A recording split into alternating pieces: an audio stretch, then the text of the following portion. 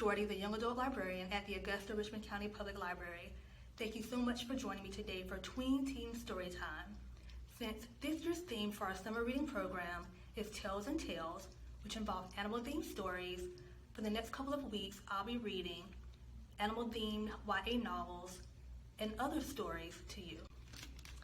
For today, I'll be reading Chapter 1 of The Beast Player by Nahoko Uehashi, and it was translated by Kathy Hirano. It was written in Japanese, and it was translated into English by Kathy Hirano. It is a Michael L. Prince Award for Excellence in Young Adult Literature award-winning book by the American Library Association. Before I read Chapter 1, I'll read a summary of what the book is about. Eileen's family has an important responsibility, caring for the fearsome water serpents that form the core of their kingdom's army. So when some of the creatures mysteriously die, Eileen's mother is sentenced to death as punishment. With her last breath, she manages to send her daughter to safety. Alone and far from home, Eileen soon discovers that she can communicate with both the terrifying water serpents and the majestic flying beasts that guard her queen. This skill gives her great power, but it also involves her in deadly plots that could cost her life. Can she save herself and prevent her beloved beasts from being used as tools of war? Or is there no escaping the terrible battles to come? Part 1, The Tota. Prologue, Sonyeon's Finger Flute. Chapter 1, The Tota's Lament. Eileen woke to the sound of the door opening. It was not yet dawn. In the blackness outside, the rain drummed incessantly on the shingled roof. Eileen could vaguely make out the shape of her mother as she washed her hands in the dirt-floored kitchen, then turned and trotted softly to the sleeping area. As she slid under the covers, she brought with her the scent of rain and of Tota, the huge water serpents that bore men to battle. Tota warriors were easily identified by the distinctive musk-like odor of the membrane coating the Tota scales. It clung to them wherever they went, and to Eileen's mother too. It was a sweet, familiar scent that had surrounded Eileen from the moment she was born. "Mother, was that thunder?" "It's a long way off. Don't worry. The storm's over the mountains, not here. Now go to sleep." With a deep sigh, Eileen closed her eyes. The image of her mother's white hand slowly, cautiously caressing the Tota hovered in her mind. She loved the stillness of her mother's face as she gazed at the enormous beast. Her mother was in charge of not just any Tota, but the strongest, the Kiba or Fangs. These formed the vanguard of the Tota forces. Not even the fathers of her best friends, Saju and Chok, were entrusted with the care of the stone chambers, reserved for the Kiba. Eileen's heart filled with pride when she thought of how highly the Tota stewards regarded her mother's skill as a beast doctor. She followed her mother to the chambers whenever she could, even if it meant she had to sew, haul water, or do other chores later. But although she longed to stroke the serpent's hides, her mother had warned her never to try. "The Tota are fearsome creatures," she had said calmly, her eyes following their gliding forms where they churned the surface of the deep, dark pool. "If you got too near, they would sink you instantly and snap you in two, then swallow you in a single bite. You've seen me touch them so often you'd think it must be easy. But don't let that fool you. The Tota will never be tamed. They aren't meant to be tamed. Tota stewards like me, and even the riders, wouldn't dare touch them without a silent whistle to immobilize them." She opened her palm to reveal a small whistle. Eileen had often seen her raise it to her mouth. She had also seen the warriors blow such whistles in unison, so that they could swiftly saddle and mount the Tota while they lay as stiff as logs. Once perched on a Tota's back and grasping the two long horns protruding from its head, a warrior could prevent it from thrusting its head underwater and move it as he willed. On land, the Tota resembled dragons and could outrun a horse on their sharp-clawed feet. But in their true element, water, they slithered like snakes with their legs tucked close to their bodies.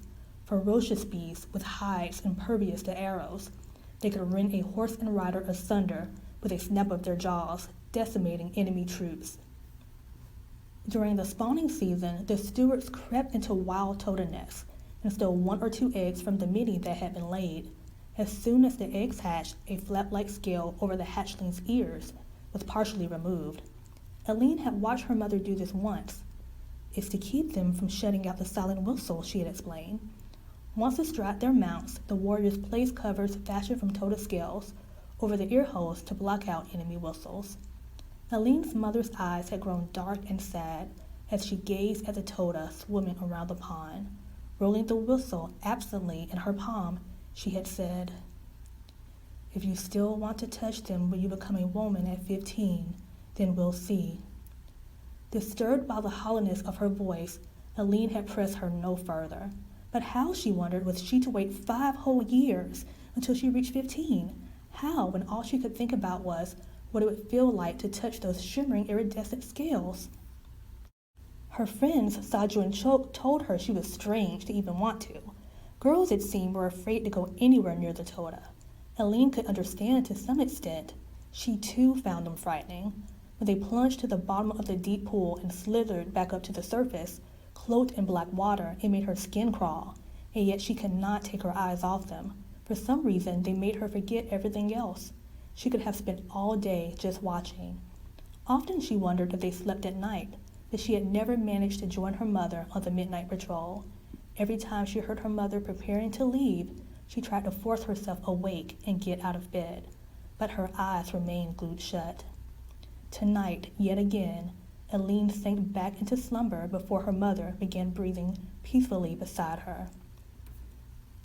An ear-splitting noise rent the air, startling Aline awake. It sounded like wind whistling full force through a cracked pipe. How long had she slept? Her mother flung aside the covers. It must be dawn already, because Aline could see her more clearly now. The keening sound went on, setting her teeth on edge. She covered her ears. "Mother, what is that?" Without responding, her mother threw on some clothes and slipped her feet into straw sandals rather than her boots, which would take too long to pull on.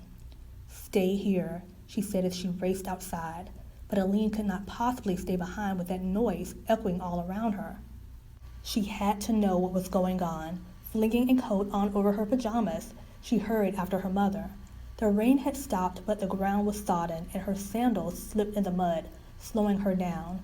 The doors of the neighbors' homes flew open, and other Tota stewards rushed out into the street. Their families followed, and soon a crowd was surging toward the eastern bluff, deep inside of which were carved the Tota chambers. It was from this direction that the shrill wailing came. A huge fissure ran up the gray rock face, almost as if the cliff had been wrenched open by giant hands. At the bottom, where it met the ground, it was wide enough for several adults to walk abreast. The guards posted at this entrance to forestall enemy raids were peering anxiously inside, unsettled by the eerie sound, but they stepped aside with relief when they saw the Tota stewards approaching with Aline's mother at their head. Torches burned in the walls every 30 paces, illuminating the tunnel and making the damp rock glisten. The tunnel opened into a large cavern known as the Hall, beyond which branched many smaller tunnels. These led to the stone chambers, a series of huge individual caverns built 3 centuries before by the stewards' ancestors. Each was equipped with its own pool or pond. How they had been dug so deep no one knew, but there were countless underground ponds, each separate from the others, to prevent the fiercely territorial Tota from killing each other. No more than 10 could occupy a single pond without fighting. Channels known as Tota ways connected the ponds, but were kept sealed by gates of thick oak, raised only when the warriors rode the Tota out for training or to battle. Now the caverns shook with a cacophony that rose from every pond, bouncing off the walls and reverberating through the chambers. People clapped their hands against their ears and gritted their teeth as they entered the cliff. Though the walkways that ran alongside the channels were only dimly lit, Aline's mother raced unerringly down the one that led to the Kiba chambers without even bothering to cover her ears. By the time Aline caught up with her, most of the Tota stewards were already there, standing like frozen statues in one of the chambers. Pushing her way through, she was greeted by a strange sight. Giant logs glowed dimly on the surface of the pond. Her mother, chest deep in water, reached out to touch them. Aline gasped as she realized what they were. The Kiba! She started toward her mother, but someone grabbed her shoulder. Looking up, she saw that it was her grandfather. He was staring at her mother, his face rigid. "Are they dead?" he asked. Her mother nodded. "All 5 of them?" Again, her mother nodded. Aline suddenly realized that the eerie whistling had ceased. The ensuing silence was broken by the sound of running footsteps. 3 men burst into the cave. "The keeper and the next chamber are dead too," one of them shouted. A gasp rose from those assembled, and Aline felt her grandfather's hand tighten painfully on her shoulder. "What about the others?" he asked. "The trunk and tail units are all fine. They've stopped whistling and mourning. They're still agitated and swimming in circles, but they seem all right." Aline's grandfather looked around at the stewards. "Go to the chambers under your charge," he said sternly. "I don't want any Tota injuring themselves against the rock walls of the ponds. We must not lose any more." The stewards nodded and hurried from the cave. After watching them leave, Aline's grandfather walked around the pool. "Why did this happen?" Aline's mother kept her eyes on the rigid Tota, lifting their scales to peer underneath. "I don't know yet," she responded. "Did they suffocate on these washu?" He gestured at a thick swarm of glowing insects. "No, their gills are clean. These glowbugs must have gathered after they died." "Did you administer tokujisui, the herbal portion reserved for the kiba? Surely you must have noticed something wrong during your midnight rounds." But Aline's mother just shook her head wordlessly. He glared at her for a moment, then said grimly, "That you could let all the kiba die is unforgivable. When their specter comes, you will be interrogated and punished for this crime." Aline's mother turned her head slowly and looked up at him. "I know. I am ready." He clenched his fist. "Really? You're ready, are you? Soyeon, you know that I too must be ready. As chief of the Tota stewards, as your father-in-law, I too will be questioned. They will want to know why I let you and Audio take care of the kiba, the priceless gems of the Aluhan."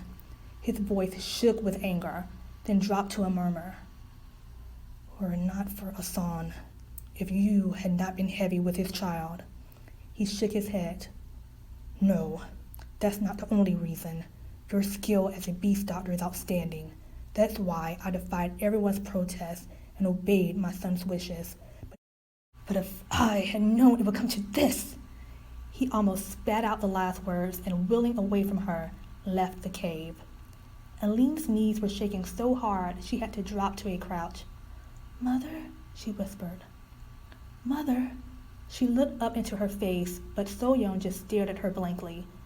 Gradually, however, a glint of life returned to her eyes, and she smiled faintly. "It'll be all right," she said. "But he said it's unforgivable. A crime." Her mother caressed the flank of a dead Tota. "That's what your grandfather says. But you know, the kiba have been wiped out like this before, in his father's time. They're bigger and stronger than any other Tota, but they're also more susceptible to disease.